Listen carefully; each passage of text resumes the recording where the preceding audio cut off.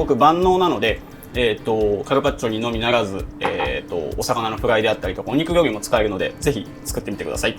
このようにソースがきれいに滑らかに、回ったら完成です。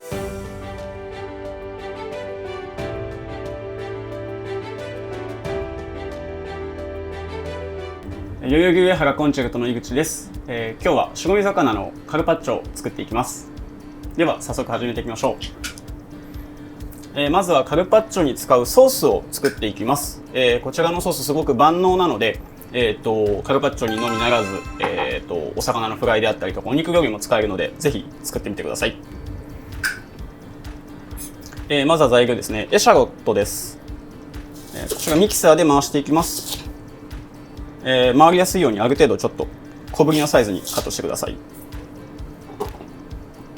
次に、リンゴです。こちらも皮を剥いて、エシャロットと同じぐらいのミキサーで回しやすいサイズにカットしていきましょ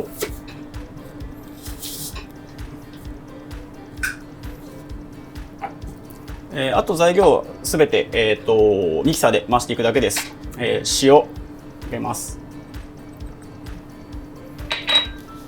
あとはこちらが白ワインビネガーです。あとはマスタードですね。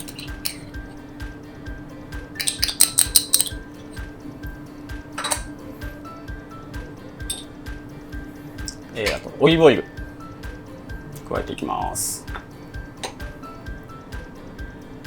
こちらをミキサーで回していきましょう。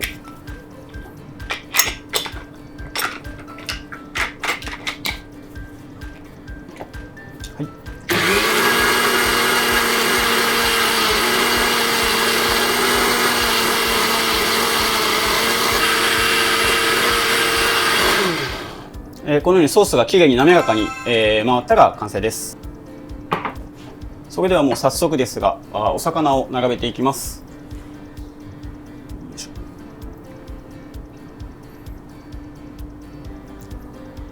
本日はヒラメを用意しましたが、別に、お魚何でも問題ないです。スーパーに並んでいるような切り身のお刺身だと手間が省けて楽でいいかもしれません。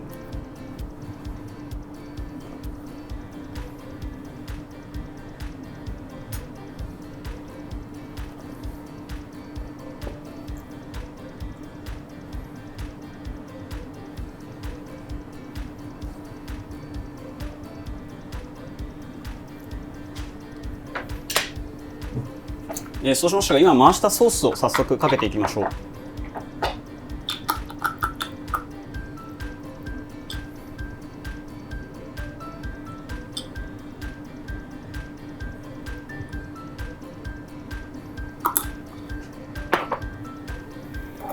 そしたら今日はプチトマトを飾ります。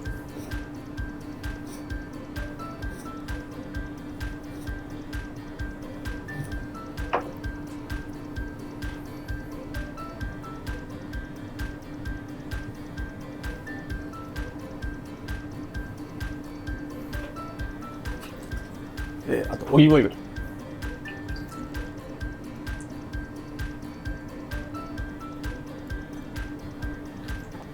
食感のアクセントに、粒の大きなお塩があったらちょっと加えてあげてください。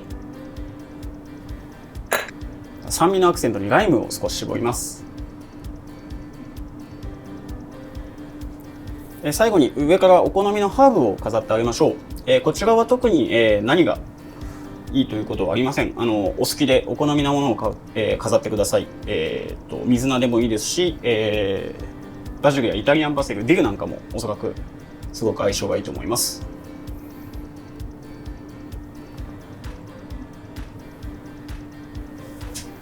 こちら非常に手軽に簡単に完成ですね。白身魚のカルパッチョです。こちらのソース、カルパッチョに限らず先ほど申し上げたように、フリットやお肉料理にも合いますので、ぜひ、ストックしておいて冷蔵庫で1週間ぐらい持ちますので、ぜひいろいろ使い回してみてください。一つのバリエーションとしてのカルパッチョでした。